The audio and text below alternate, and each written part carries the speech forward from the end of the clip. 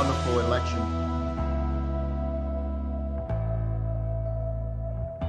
Welcome to the Finance and For all of us here in Denver. Regardless of the outcome, as we watch the national results come in, this election comes at a challenging and emotional time for many.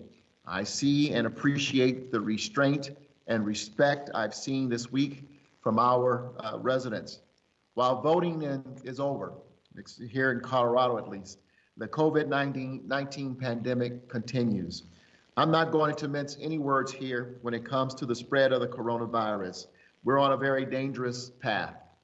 We're seeing rapid, significant increases in the numbers of people getting sick, and many of those people ended up in the hospital. And this has been the situation for the past 40 days, creating a sustained and worsening situation. Across the state, including here in the metro area, hospitalizations have increased over 40% in just the last week. 40%. Colorado has made a new top 10 list. This one's for COVID, with the 6th highest rate of increase in cases and hospitalizations. This says something, given the entire country and much of the world are seeing the virus come back with a vengeance, as predicted for the colder season. We bent the epic curve once before, and we need to do it again. Yesterday, I was on the phone with other mayors and can gather and potentially spread the virus to one another. Across the nation, the third wave of the pandemic is unlike anything we've experienced before. It was predictable, however. The absence of a coordinated national response on nearly every aspect of this pandemic is forcing states, counties, and cities to act on their own. And the utter failure and refusal of Congress to help is simply shameful. At a time of national crises, with lives and livelihoods at stake, the fact that some elected officials are chasing conspiracy theories about the election, undermining democracy, still debating the usefulness of masks is simply appalling to me. This morning, I was watching the news, of course, in national news, and I watched as a nurse put this in proper perspective. Would you rather wear a mask or have a tube put down your throat? And that's really where we are today. COVID-19 is surging across the entire country at an alarming pace, more than 100,000 new cases a day for over 2 weeks now. Nearly 80,000 people hospitalized with COVID, a rising death toll, and a national positivity rate that now exceeds 10%. With our numbers, while our numbers have also been spiking here in Colorado and Denver, we continue to be proactive. You saw on Tuesday, Denver and several other metro area counties received the official notice from the state that we have been moved to the new red level on the state's updated dial system. This was unwelcome news, but we understand what the governor and state officials are trying to do, and that is curb infections and save lives and protect an already stressed healthcare system from imploding, a circumstance that would have catastrophic impacts on our community. The enhanced restrictions for this new level go into effect at 5 p.m. today and will be in place at least until the week that ends on December the 18th. To remind everyone of some of the new capacity restrictions that will be in place.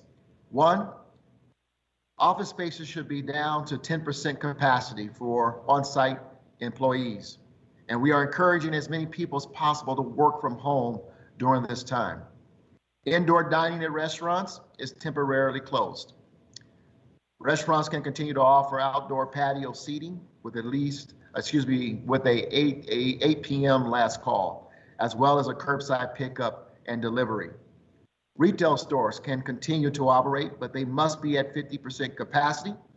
And this is good because I know a lot of folks want to do some holiday shopping.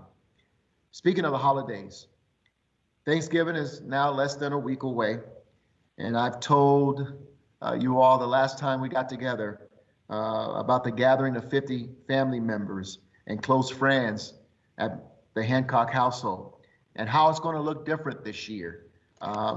We're going to be doing a Zoom so that we can at least see each other on Thanksgiving. So please, I urge everyone, maybe get a small turkey this year and celebrate with just those you live with. And after the meal, as we're going to do, Zoom with your extended family, all your friends, everyone that you meet, and tell them that you look forward to seeing them real soon. And that maybe next year we can all be together again. I know this is hard. I know you hate this. I hate this. But we are doing our best to avoid a complete shutdown of our economy. And as our governor put it the other day, a catastrophic breach of our hospital system. We are trying our very best to protect lives and to protect livelihoods. I'm asking, I'm urging, I'm pleading with everyone. Please stay home. Please only go out for essential services. Stay home, maybe put up holiday decorations, but stay home. With more good news about the second possible vaccine coming on this week, we've got some hope, but we're all about to enter the hardest phase of the pandemic. If this virus continues to spread like it is right now, it won't just mean another stay-at-home order. It will mean more easily preventable loss of life.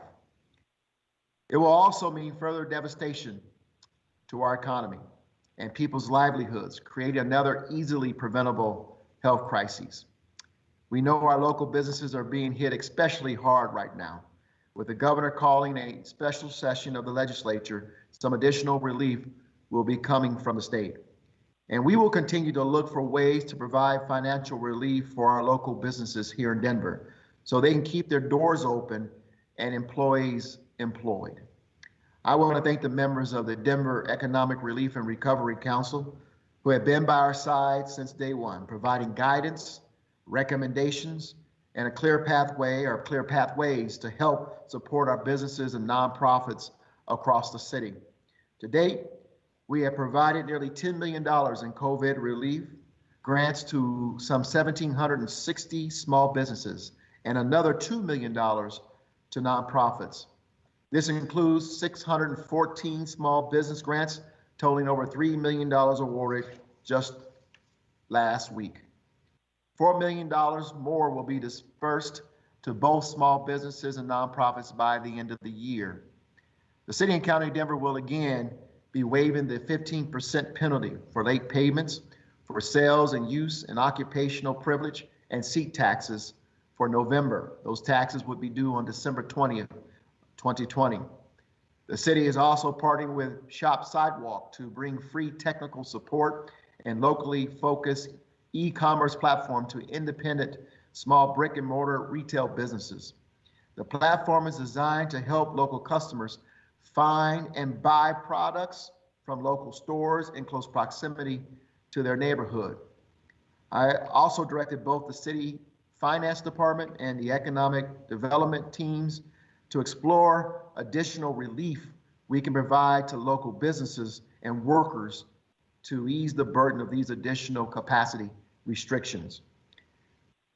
We can get through this, and we can do what we need to do to prevent further spread of the virus. For the next few weeks, we need everyone to stay home and stay safe as much as possible. It's going to be tough, but we must bring these numbers back down, and we can do that if everyone works together. I'm now going to turn it over to Bob, who will give you further updates on our public health orders and our operations. Bob? Yeah, thank you, Mayor. Thanks everyone for joining us this morning. I hope you're doing well. I'm going to go through just a few slides here, and then we will open it up for discussion. Hopefully this is visible on everybody's screen.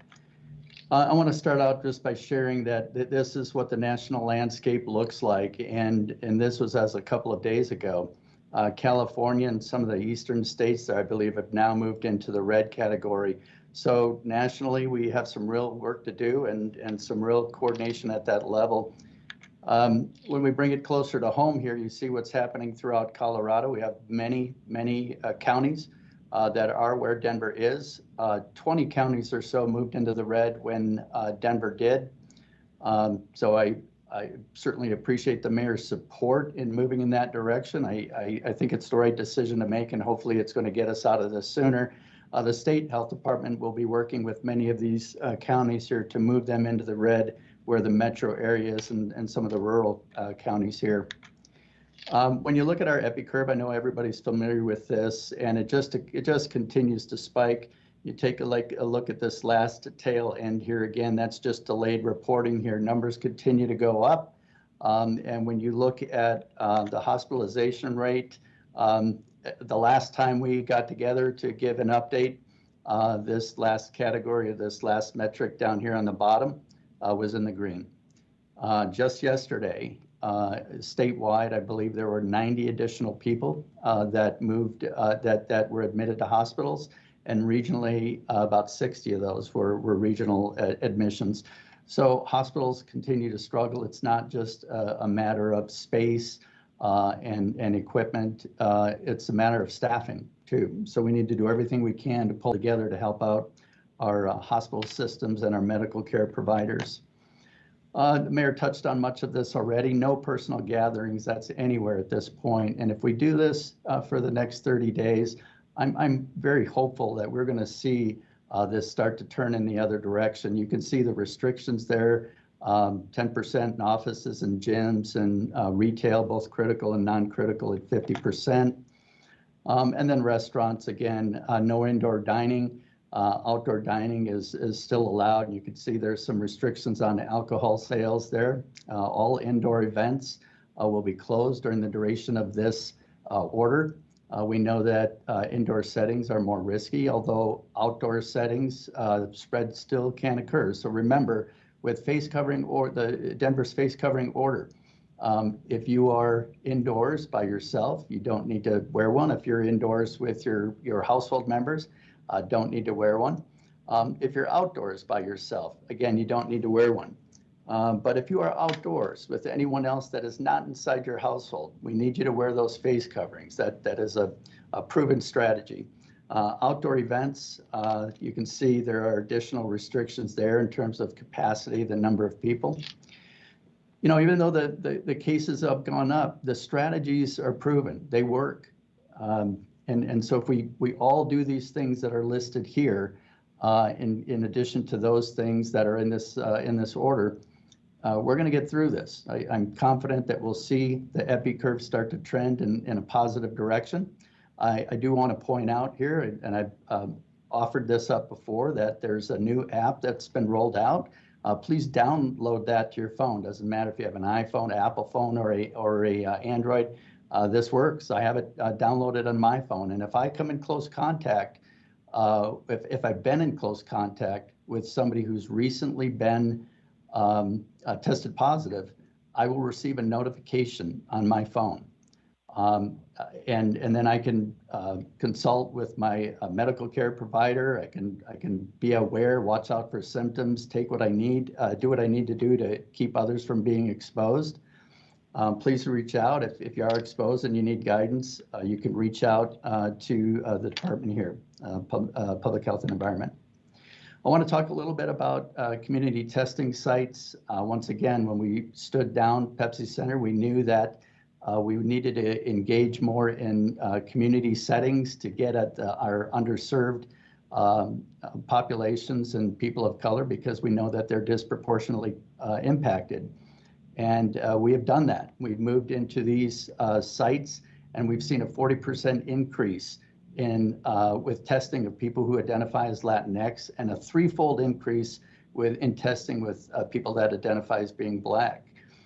Ruby Hill Park will be opening on the 23rd, and we're hoping that'll offload some of the concerns that have been surrounding Paco Sanchez Park and the wait times there. I want to stress that as we move into next week, as we stand up Ruby Hill Park, we'll be moving some resources around that'll affect some of the days and times that these sites are open. So again, before you go down to get tested, particularly next week as we make this transition with Ruby Hill, please check our website to see if the sites are open. It's best to check as soon as just before you go, because sometimes in the past we've had to close it for high wind problems and that sort of thing, and cold weather and snow and what have you. So please check before you go. I want to spend a little bit more time here as we talk about vaccines, but I'll be brief here. There's been a lot of concern about how quickly this vaccine that we're hearing about, these two vaccines that are over 90% effective, how could they do that so quickly? And I want to explain that so people understand it, because what gets us through the next few rough months is face coverings and physical distancing. That's our vaccine now. What gets us out of this pandemic is people getting the vaccine. And that's going to start rolling out here in the next month or so. But I get a lot of questions about how could that have been done so quickly in 9 months? Is it safe? When we talk about COVID-19, COVID-19 is the name of the illness that this virus causes. But researchers call this virus SARS-CoV-2.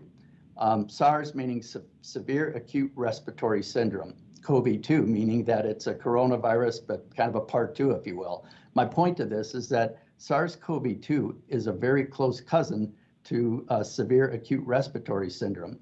And so when we saw SARS a number of years ago, scientists were already working on a vaccine for that. So when we saw COVID-19 come to Denver and to the state back in March, and across the world, researchers didn't have to start over with trying to develop a vaccine for this, because they picked up where they had left off with the development of a vaccine for SARS-CoV-2. So I'm confident when this rolls out that this will be effective, it'll be safe, and as we move forward in giving our updates, we'll keep you posted on that.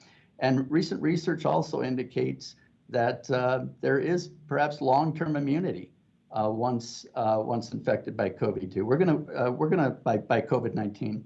We're gonna keep our eye on this and keep providing updates. To the mayor's point, we're in for a few rough months here, but I see the light at the end of the tunnel here. We pull together, we wear our face coverings, we physically distance. Vaccine starts to get distributed to high-risk individuals, perhaps starting as early as next month.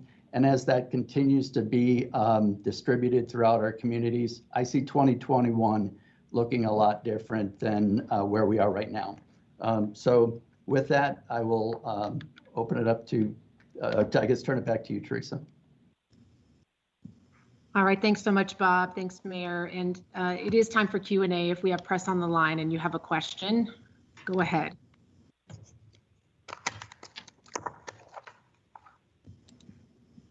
Any questions?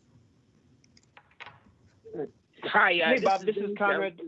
Oh, Vinny, sorry, we'll go ahead, go Vinny. Conrad. Vinny, go ahead. Conrad. You go first. Vinny, let's go start with you, Vinny. We'll go to Conrad next. Okay, thank you. Sorry about that. This is Vinny Del Giudice at the Bloomberg News, Mayor. What is the status of the city's emergency services, police, fire, 911, EMS, as far as COVID infections? Are many first responders off the job because they're in quarantine or have been infected? Thank you very much. Vinny, great question. We have had, of course, cases in each of the departments, but not to the point where we have a large percentage of them in quarantine, at least in the last reports that I've received from the Department of Director of Safety. If Murphy's on, I'll allow him to address it, but there hasn't been any alarming numbers. We did have a bit of a bump in numbers in the fire department at one particular house that we got under control and we put in measures, but nothing that will impact our ability to respond appropriately to the needs of the people. All right, Conrad, go ahead. And we'll get you more specific information on that as well. Yeah, hey, thanks, guys. This is probably for Bob. I know you just talked about the need to shift to community testing sites, which does make sense. But in retrospect, with those testing sites swamped at the moment, was closing the Pepsi Center at the same time the right call? Could that be used potentially in the future to handle any influx of demand for testing? Well, if I understand your question, what was it the right time? Yeah, I believe it was the right time. We knew that the Pepsi Center, when it was stood up, it was just standing in the gap. We needed to get testing going, get as many people tested as possible to get ahead of this. But we knew that we weren't reaching the most vulnerable people based on the data that we were collecting. I think it was absolutely the right move. We have 4 sites now set up in some of our most underserved communities. And I already reiterated the data that we're seeing in terms of those individuals that we're trying to reach are most vulnerable. Cases are up right now, and so there's a lot of demand for testing, and we're going to continue to do everything we can to get everybody tested. The state's going to step in, and they're doing this throughout the state, looking at other areas where they can contribute to the testing effort as well. All right, thanks, Conrad. Any other questions? We have Jesse and Seth also on the line. Either of you have any questions that you'd like to ask?